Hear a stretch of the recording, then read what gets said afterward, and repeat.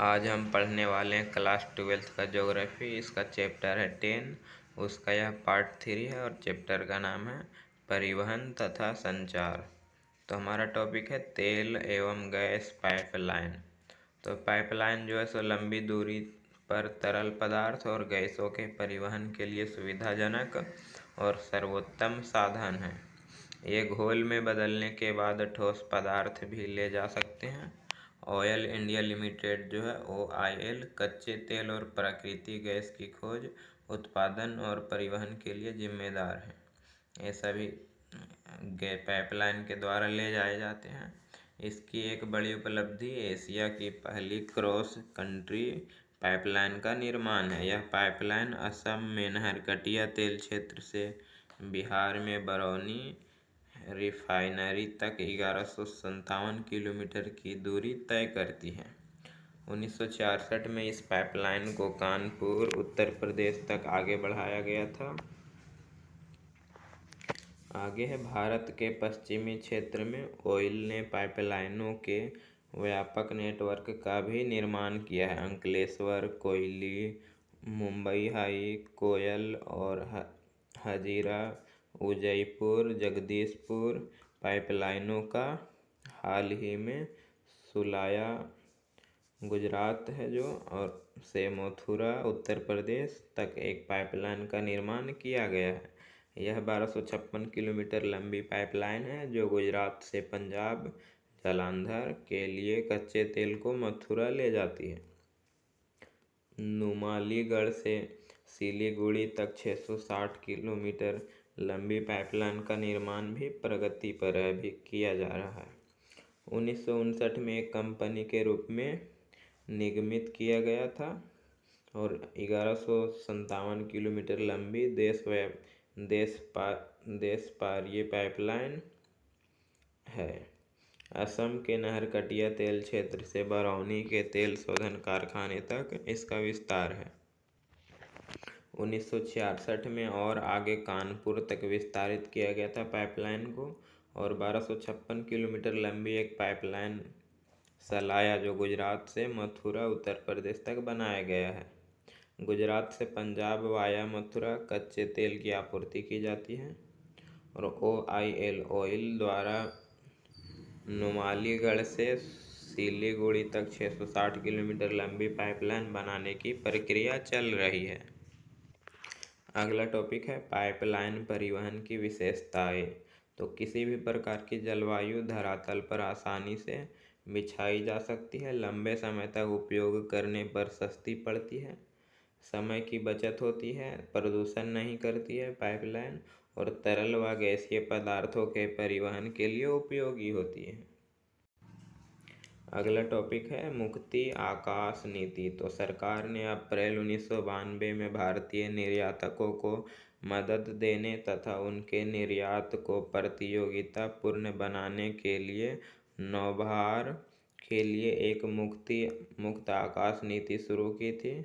इसके अंतर्गत विदेशी निर्यातक का संगठन कोई भी मालवाहक वायुयान देश में ला सकता है। अगला टॉपिक है संचार जाल। तो संचार क्या होता है? अपने विचारों, दर्शन और संदेशों का विनिमय एक स्थान से दूसरे स्थान तक अथवा एक व्यक्ति से दूसरे व्यक्ति तक करते हैं तो वह संचार कहलाता है। संचार के साधन दो होते हैं, व्यक्तिक संचार तंत्र और दूसरा सार्वजनिक या जन संचार तंत्र। व्यक्तिक में पत्र आदि आते हैं, दूरभाष जैसे telephone, Telegram, fax, email, internet और सार्वजनिक संचार में रेडियो, टेलीविज़न, सिनेमा, सैटेलाइट, उपग्रह, समाचार पत्र, पत्रिकाएं, पुस्तकें, जनसभाएं, सम्मेलन आदि आते हैं। तो पहला है व्यक्तिक संचार तंत्र। तो इंटरनेट सर्वाधिक प्रभावी एवं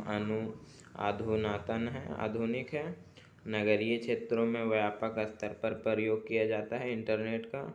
ईमेल के माध्यम से ज्ञान और सूचना की दुनिया में सीधे पहुंच बनाने में सहायक होता है और ई-कॉमर्स और मौद्रिक लेन देन के लिए अधिक उपयोग होता है इंटरनेट का।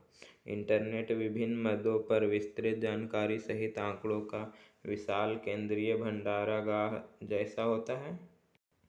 दूसरा है जन संचार तंत्र। तो इसमें टेलीविज़न, दूरदर्शन होते हैं, रेडियो, उपग्रह संचार, सिनेमा, समाचार पत्र, पत्रिकाएं व पुस्तकें, जनसभाएं, गोष्ठियां और सम्मेलन आदि इसमें आते हैं।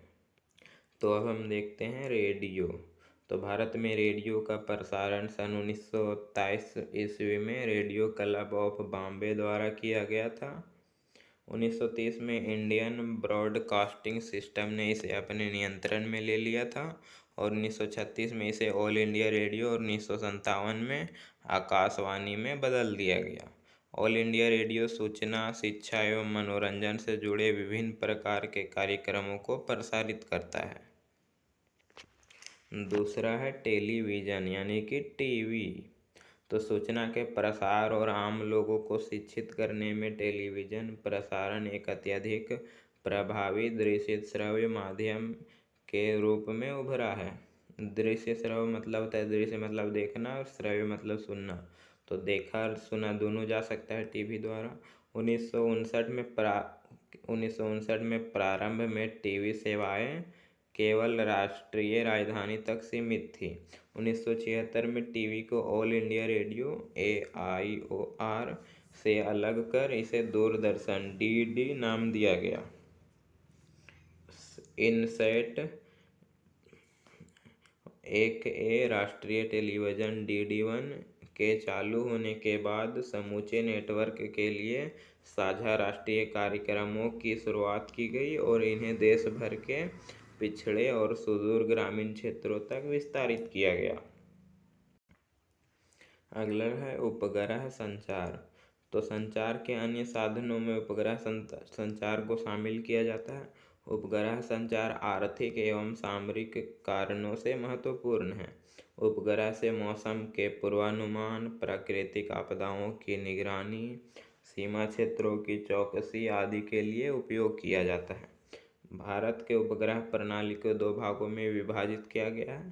पहला है Indian national satellite system INSAT और दूसरा है Indian remote sensing satellite system IRS।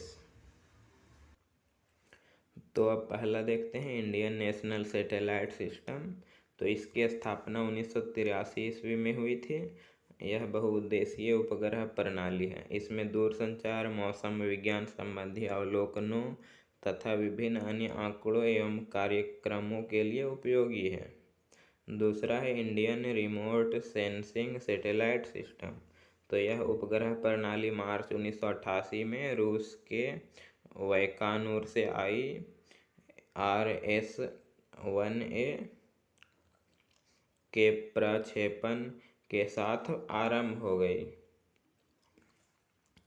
Bharat में PSLV polar satellite launch vehicle विकसित किया गया और उपग्रह अनेक वर्णक्रमीय बैंड को एकत्रित करते हैं।